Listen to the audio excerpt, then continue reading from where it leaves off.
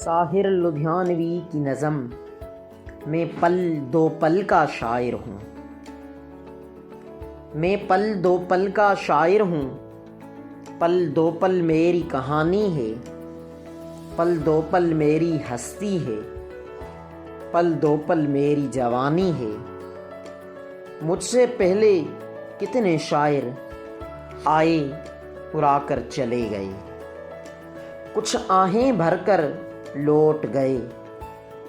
कुछ नगमे गाकर चले गए।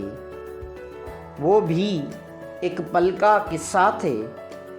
मैं भी एक पल का किस्सा हूँ।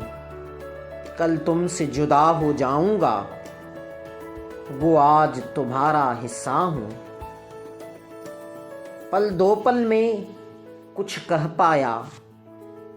इतनी इसादत काफ़ी है। पल दो पल तुमने मुझको सुना। इतनी ही इनायत काफ़ी है।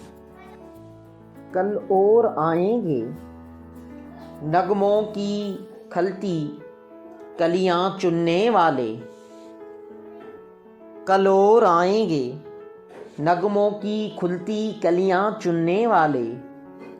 मुझसे बेहतर कहने वाले, तुमसे बेहतर सुनने वाले।